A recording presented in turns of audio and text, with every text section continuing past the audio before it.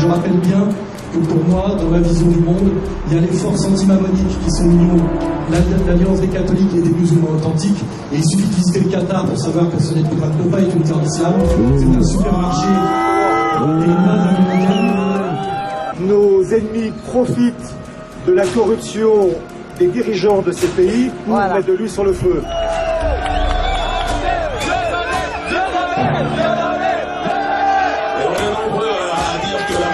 Mais c'est vous, c'est nous, on est là dans la rue, et croyez-moi bien que nous sommes en fait extrêmement nombreux. Évidemment, le rapport de force est inégal encore aujourd'hui, mais si on est nombreux à partager cette révolution, plus on sera nombreux évidemment, et plus ensemble, de victoire en victoire, on gagnera. Vive la Syrie évidemment, et puis vive la résistance syrienne, vive la Hezbollah et vive l'Irak.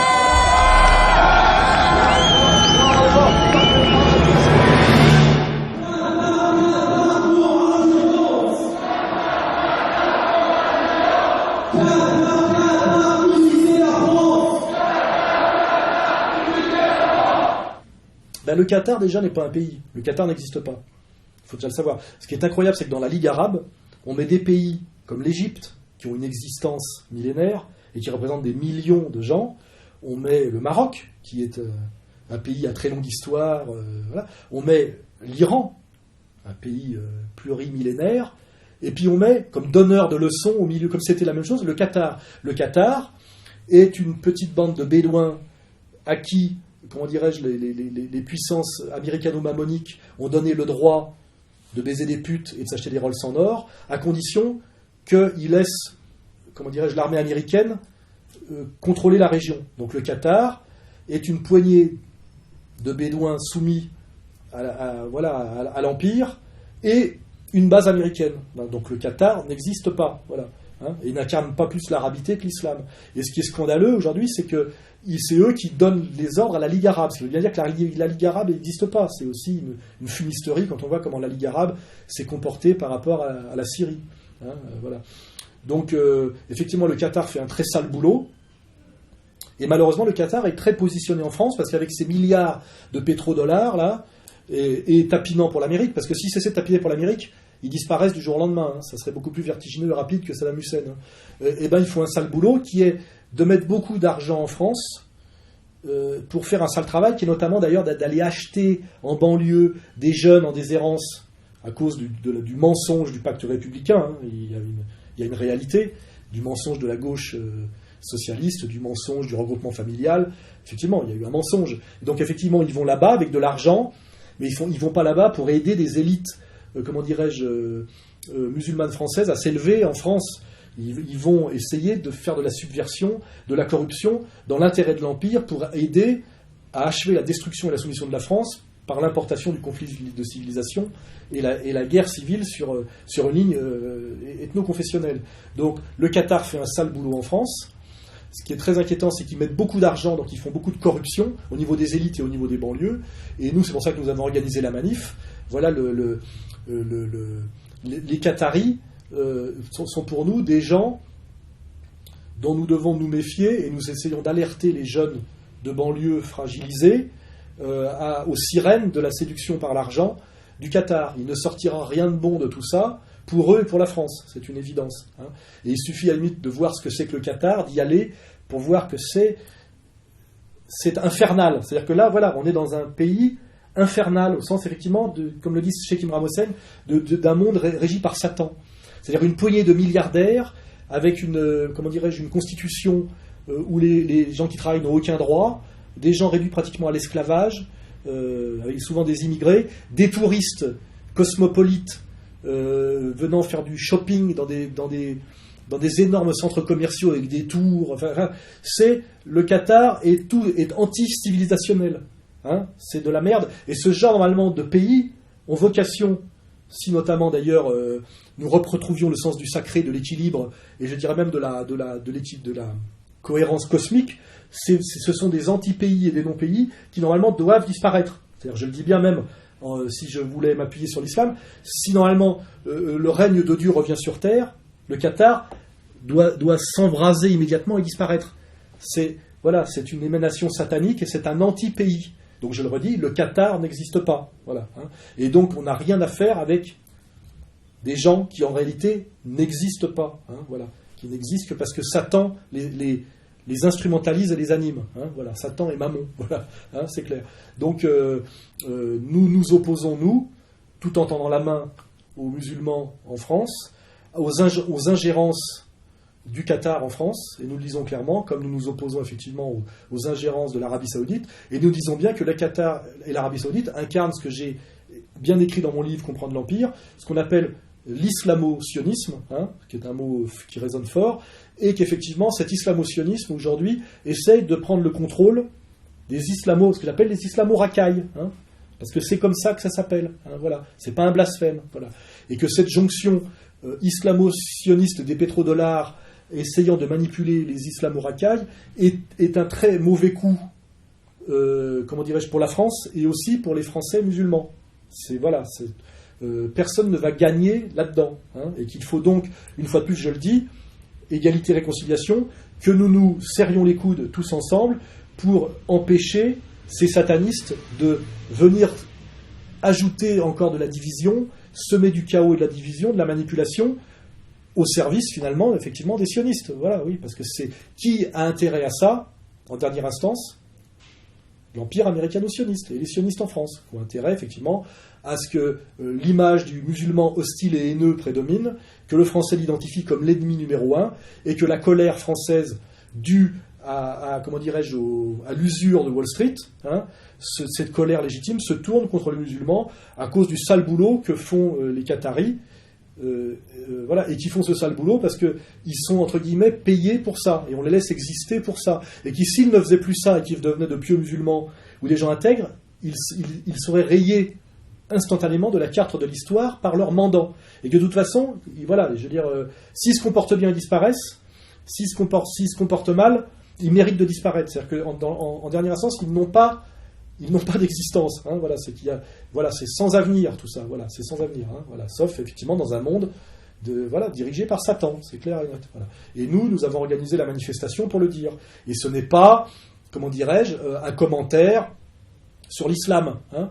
C'est un commentaire sur la manière dont certains musulmans se font manipuler par des gens qui prétendent incarner l'islam, mais qui est, je dirais, un dévoiement politique de l'islam. Voilà, c'est tout. Donc et ce constat est une évidence pour tous les musulmans honnêtes et pour tous les géopoliticiens formés et pour tous les gens qui résistent honnêtement à l'empire américain et américano-sioniste. Voilà. Et donc je renvoie les gens qui sont contre ma ligne, à leurs contradictions, à leurs sponsors, à leurs mensonges ou à leur incompréhension. Voilà. Et c'est pas à eux de demander des comptes, c'est à moi et aux musulmans intègres de leur en demander. Et je pense que de toute façon, sur la distance, la vérité, comme toujours, triomphera. Le problème, c'est que la vérité triomphe toujours avec un temps de retard.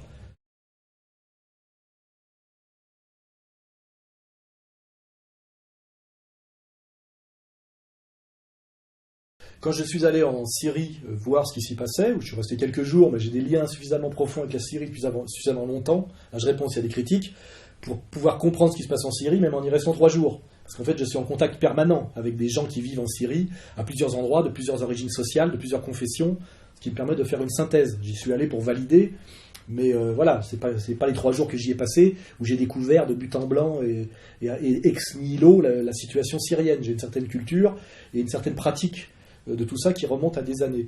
Mais ce que j'avais dit à l'époque, c'est que j'étais avec un journaliste du Figaro, qui est aussi un agent des services, à mon avis, qui s'appelle Malbruno, et qui mentait totalement sur la situation syrienne en disant que c'était une révolte du peuple contre un dictateur haï par son peuple.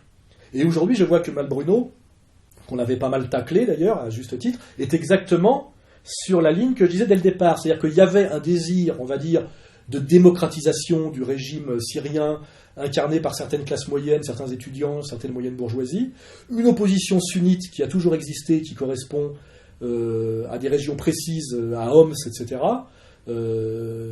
Et derrière ça, une volonté de foutre en l'air le régime syrien et de détruire la Syrie, instrumentalisée de l'extérieur par effectivement l'empire américano-sioniste, en armant des groupes armés souvent d'ailleurs de mercenaires, avec des armes souvent qui viennent de la Libye, pour assassiner des représentants de l'État, attaques de postes de police, etc. C'est-à-dire que c'est eux qui perpétraient des assassinats.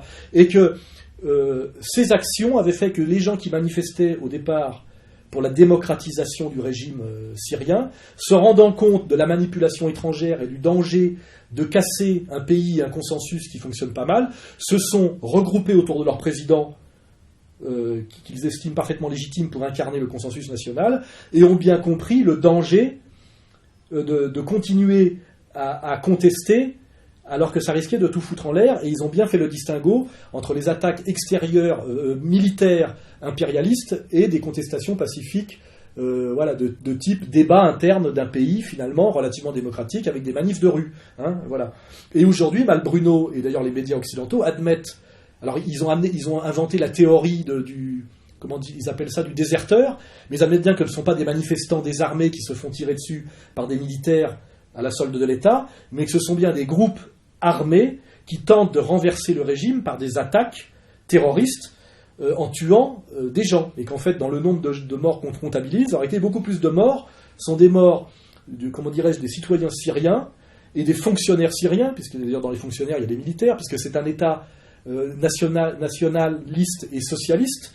Donc effectivement, il y a un grand nombre de fonctionnaires en Syrie, et que souvent, les morts qui sont dénombrés par les officines, qui sont en général à Londres, ce qui est déjà évocateur, dans ces morts, les trois quarts des victimes sont finalement des citoyens syriens tués par la tentative de renversement du régime extérieur, exactement comme le plus grand nombre de morts en Libye ont été des pauvres Libyens assassinés parce qu'ils n'acceptaient pas le renversement immédiat de Kadhafi par l'empire américain. Voilà, c'est la même chose.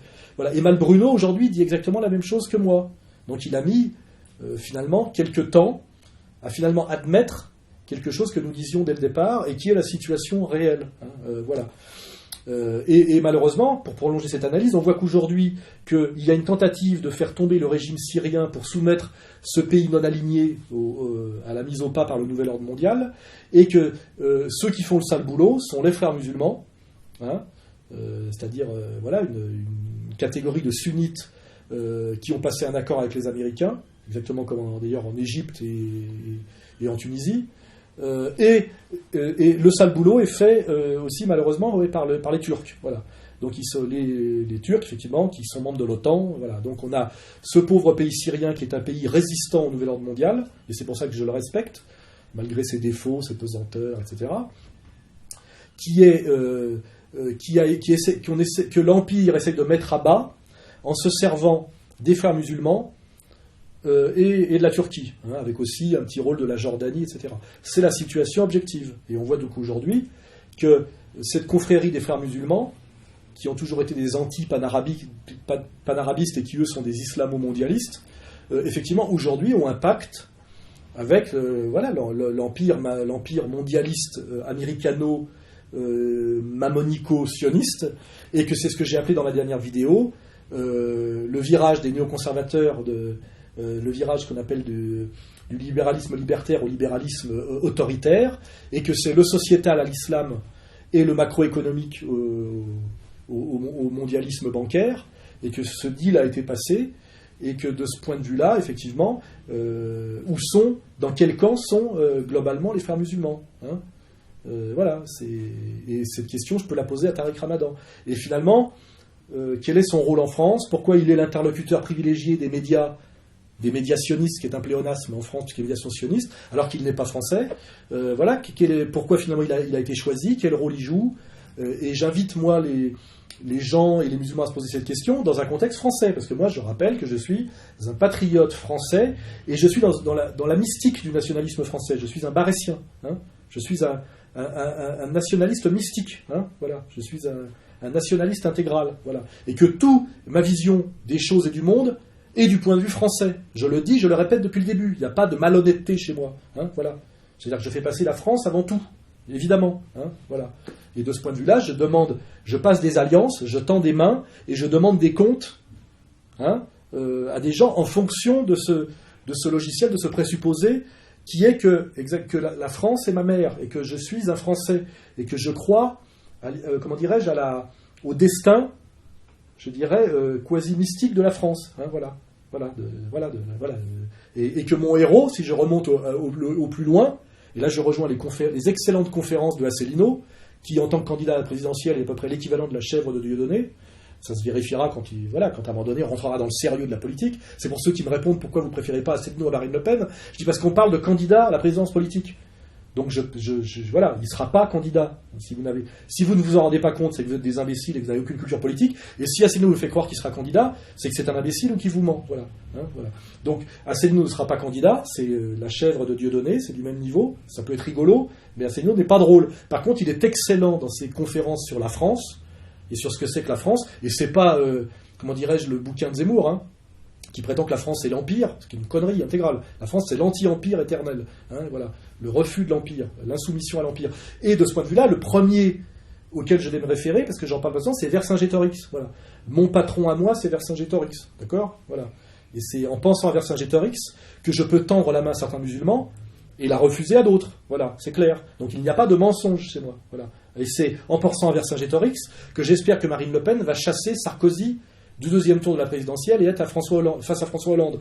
Parce que nous aurons là un débat authentiquement politique, radical, qui m'intéresse entre les deux tours. Voilà, c'est tout. Donc j'espère, une fois de plus, que j'ai pu faire cette mise au point globale par rapport à tous ces sujets où effectivement je prends des coups dans tous les sens, parce que je vous dis, je suis dans une position très inconfortable de réconciliation nationale, et où plus la crise va s'aggraver, plus ça va être dangereux. Et je sais très bien qu'à un moment donné, les sionistes étant très intelligents, je risque à un moment donné de me faire poignarder par un soi-disant barbu avec une barbe longue comme ça, qui me poignardera en criant Allah Akbar. Je sais très bien que c'est ce qui risque potentiellement de m'arriver. C'est logique. Voilà. C'est typiquement, comment dirais-je, dans la logique de la fourberie de mes vrais ennemis. Je sais qui sont mes vrais ennemis. Malheureusement, il y a des vrais ennemis, il y a des tapins et des crétins. Voilà. Et malheureusement, le tapin et le crétin fait souvent le travail pour l'ennemi qui lui est un commanditaire qui reste toujours caché. Il faut bien le savoir. Si on regarde l'histoire, le commanditaire de tout ça, jusqu'à présent, ne s'est jamais fait attraper. Hein. Il a toujours délégué. On pourra en parler tout à l'heure avec la montée de haine anti-allemande en ce moment. J'amènerai le sujet. Malheureusement, c'est toujours comme ça. Le principe de la bourgeoisie et le principe de toute façon des élites mammoniques, c'est de ne jamais avoir de sang sur les mains. C'est toujours de faire le meurtre par d'autres. Opération sous faux drapeau, intelligence service. Il suffit de regarder qui a inventé ce genre de conception de la politique et de la diplomatie. À quoi ça fait référence comme texte, mais je dirais comme texte sacré. Et voilà, et c'est sûr qu'on est plus proche du Talmud que des évangiles, et plus proche du Talmud que du Coran, c'est une certitude. Voilà. Et ça, je le dis, c'est mon courage, c'est mon honnêteté, et j'aimerais bien voir qui a ce courage-là en France. Voilà. Et que j'aime pas, en général, que des petits salopards sur Internet prétendent me donner des leçons de virilité, de courage et d'honnêteté. Ça m'est effectivement moralement insupportable. Voilà. Là, c'est pour ceux qui m'écrivent en ce moment, et qui me demandent des comptes qu'ils n'ont pas à me demander. Voilà.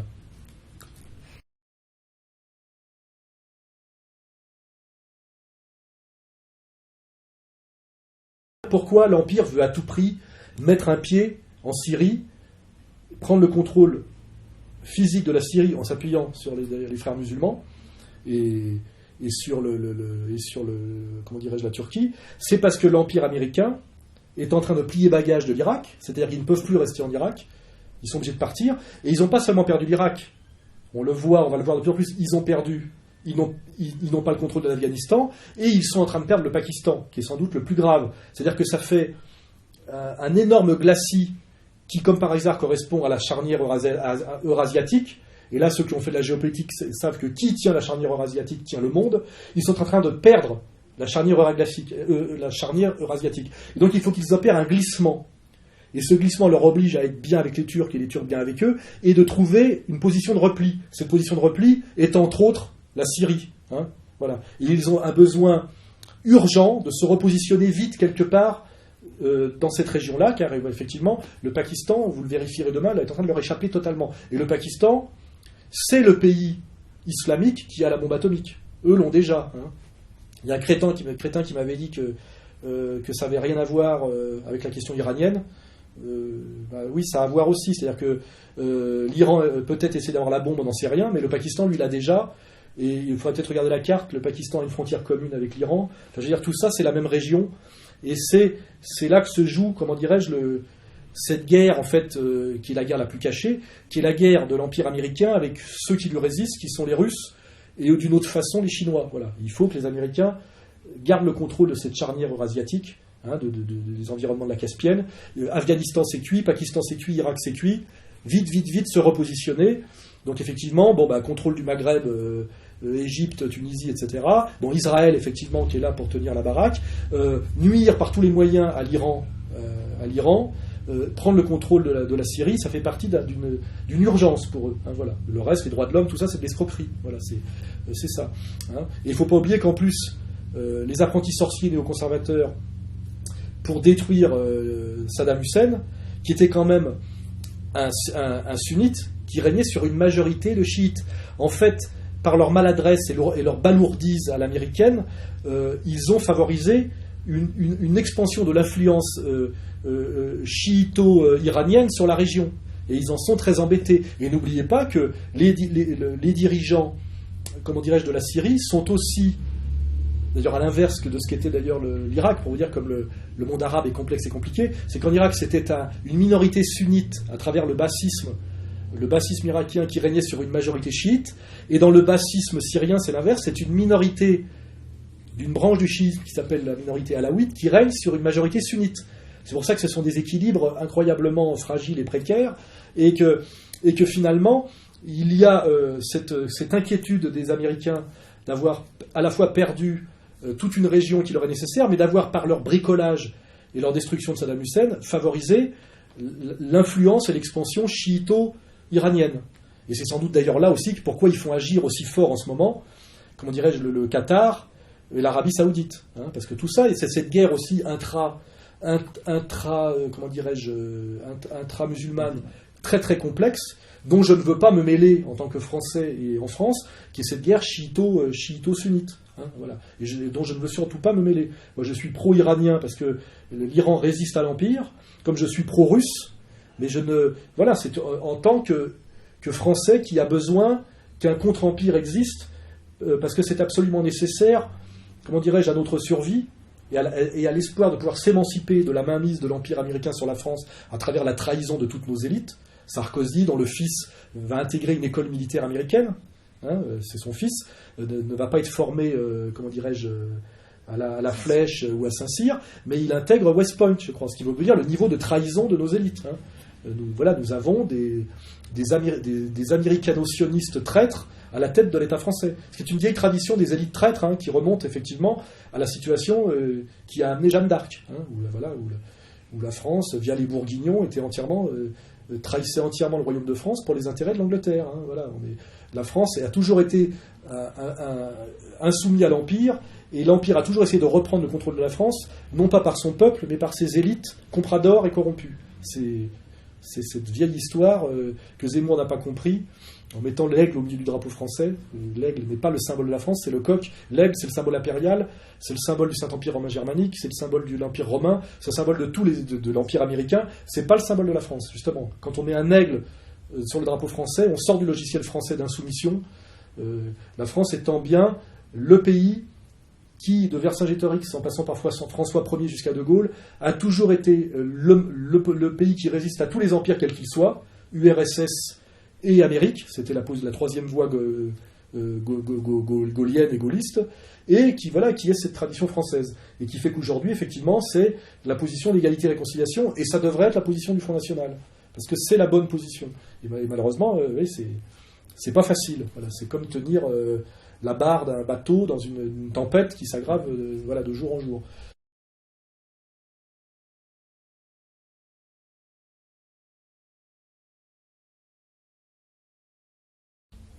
Poutine incarne, après la trahison d'Elstine, finalement le vrai grand échec de la marche en avant de l'Empire américain pour le nouvel ordre mondial. C'est que si la Russie ne s'était pas redressée avec Poutine, c'était gagné, c'était la fin de l'histoire, c'était le nouvel ordre mondial, voilà. Et là, Poutine, effectivement, leur tient la dragée haute et les emmerde. Donc, comme ils ne peuvent pas l'attaquer militairement, ils le diabolisent par les médias. et les médias évidemment occidentaux. C'est-à-dire que donc les médias occidentaux sont en train de raconter déjà par avance, de monter un scénario qu'il va voler les élections, parce qu'évidemment il va les gagner.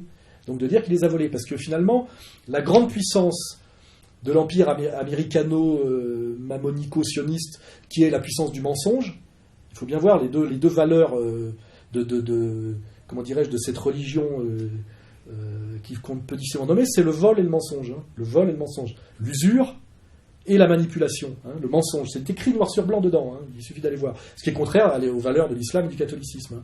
Nous, on est sur la vérité et l'interdiction de l'usure. Eux, c'est le vol et le mensonge. Donc, le vol, c'est la prédation bancaire de Wall Street, ça voilà, on le vérifie, et le mensonge, c'est le contrôle sur les médias. Et les médias occidentaux sont en train de nous raconter et comme par hasard, Bernard-Henri Lévy en première ligne, enfin, je veux dire, tout ça est transparent, quoi, je veux dire, c'est en pleine lumière, nous raconte que Kadhafi a été viré par son peuple car il était un horrible dictateur, spoliateur, etc. Et là, effectivement, comme ils ne peuvent pas vraiment attaquer comment dirais-je, physiquement et militairement Poutine, eh ben, il a volé les élections, c'est une dictature, etc. Voilà. Bon, ça fait partie effectivement de cette stratégie de domination, l'usure de Wall Street, c'est-à-dire le vol et le mensonge par les médias menteurs, comme le dit très bien Colomb, mais sans aller jusqu'au bout. Il suffit de regarder à qui appartiennent les médias occidentaux.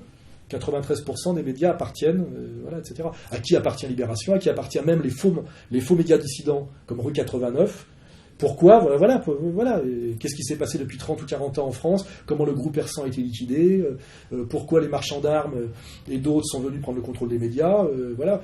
Le contrôle total des médias dans le but de mentir et de faire croire à tous les comment dirais-je, à tous les mensonges impériaux. Et là, en ce moment, d'essayer d'anticiper, puisque, à mon avis, Poutine a déjà gagné les élections, c'est une évidence pour un sociologue sérieux, c'est de dire, voilà, on prépare déjà le terrain pour que les Occidentaux croient, bêtement en regardant les infos, les journaux, etc., que Poutine est un dictateur qui a volé les élections. Et ce qui est marrant, c'est que les Américains qui demandent des comptes sur les élections, petit rappel, George Bush, c'est une certitude, a volé 2 fois les élections américaines. Hein, il les a volées 2 fois, on le sait. Hein. C'est, la première fois, c'était...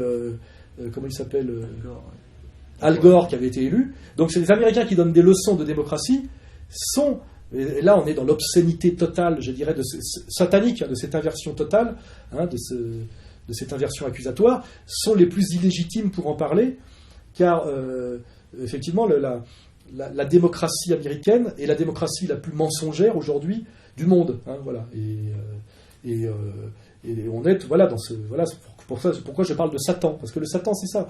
Satan, c'est, de façon réelle ou métaphorique, l'inversion de toutes les valeurs. Hein. C'est le mal systématique, le mensonge systématique, ce qui est contraire voilà, ce qui procède toujours par le mal. Voilà. Et l'Amérique, aujourd'hui, pas le peuple américain, mais les États américains, on le voit sur la manière dont ils traitent l'affaire libyenne, l'affaire syrienne, le rôle qu'ils ont fait jouer à Obama, de faire jouer par un noir à qui on a donné un prix Nobel, de lui faire accomplir toutes les saloperies néoconservatrices. Enfin voilà, tout ça est satanique de A à Z. Voilà. Et donc, Poutine va être attaqué de plus en plus pour sa résistance à l'Empire, et ne pouvant pas l'attaquer militairement directement, il sera diabolisé médiatiquement. Je dirais, comme toute proportionnalité, comme je suis diabolisé médiatiquement, comme Dieudonné est diabolisé médiatiquement, et comme sont diabolisés médiatiquement tous les gens qui résistent tant soit peu à l'Empire, y compris Ahmadinejad, et y compris même Marine Le Pen, hein, et y compris Jean-Marie Le Pen, pendant 30 ou 40 ans. Ce qui me fait respecter infiniment Jean-Marie Le Pen, c'est qu'il a été systématiquement maltraité par les médias. Et je sais à qui appartiennent les médias, et donc c'est pour ça que je respecterai jusqu'à la mort, et jusqu'à sa mort, Jean-Marie Le Pen, quelles que soient ses errances, ses approximations et ses erreurs, car il a incarné l'insoumission française au satanisme mammonique, hein, pour moi. Voilà. Et c'est clair et net. Et pour ça, il a payé le prix, c'est de vivre en permanence sous une, comment dirais-je, cathédrale de crachats. Hein, voilà, il a eu un destin héroïque, hein, je dis pas martyr, je suis moi dans les catégories de l'héroïsme et pas du martyr. Il a eu un destin héroïque, et de ce point de vue-là, Le Pen est un héros français, et Marine Le Pen et sa fille. Voilà, il y a aussi ça, hein, voilà, la droite des valeurs, la tradition, et c'est pour ça que je garde un respect, une espérance, une certaine confiance que ce mouvement et les gens qui sont à la tête de ce mouvement pas par la couche, mais par la légitimité, continue à incarner cette insoumission française. Voilà, voilà. Et donc, et j'espère d'ailleurs demain que Marine Le Pen, au lieu d'aller en Israël, je pense qu'elle n'ira pas, ira plutôt en Russie, voir là où est notre avenir, c'est-à-dire effectivement du côté des Russes. Parce que c'est là qu'est en fait le vrai destin. Le destin de la France, c'est le destin européen. Je veux dire, l'atlantisation de la France est un accident lié à une domination, mais ce n'est pas son destin géopolitique, et économique, et sa vocation historique saine. Hein, c'est un dévoiement. Voilà. Donc j'attends, effectivement, entre autres, après que Marine Le Pen ait remis son concubin à sa place, voilà, qu'elle, effectivement, fasse de la grande politique, parce qu'il reste quelques mois, et qu'il se passe quelque chose du côté de Poutine et de la Russie. Ça me plairait beaucoup, voilà, pour finir sur Poutine, quoi.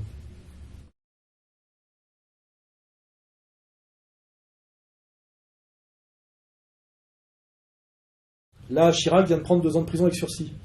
La loi existe en France parce qu'on est quand même dans un système qui s'appelle effectivement un système à la Montesquieu de séparation des pouvoirs, mais la loi, comme le pouvoir s'en protège, finit toujours par s'accomplir au moment où la personne a perdu le pouvoir, c'est-à-dire qu'au moment où ça ne sert plus à rien. C'est-à-dire qu'effectivement la loi s'accomplit avec un retard qui fait qu'elle ne sert à rien. Et c'est ça toute l'ambiguïté, le paradoxe et l'ironie de la démocratie, comment dirais-je, de la tripartition des pouvoirs à la française. C'est qu'effectivement, à la fin, nous avons, pour des fautes qui auraient dû être punies immédiatement, quelqu'un qui est puni au moment où il a la maladie d'Alzheimer, où il n'est plus au pouvoir, et où il serait même un peu honteux de le mettre en prison. Voilà. Et c'est ça qui fait, effectivement, qu'à la fois la justice en France existe, mais qu'elle n'existe pas. Parce qu'elle existe toujours trop tard. Et que c'est ça, la réalité politique de la démocratie, comment dirais-je, la nôtre, démocratie légaliste, de l'état de droit. Voilà. C'est que le droit existe, mais il atteint son objectif toujours après coup. Et c'est ça la perversité de la domination, qui fait que notre démocratie bourgeoise n'est pas une démocratie, et que la bourgeoisie, effectivement, est ce mensonge sur l'égalité, ce mensonge sur le droit, ce mensonge très subtil et très pervers, que j'ai décrit dans mon bouquin, en parlant effectivement du mensonge de la démocratie de marché et d'opinion. Hein, voilà.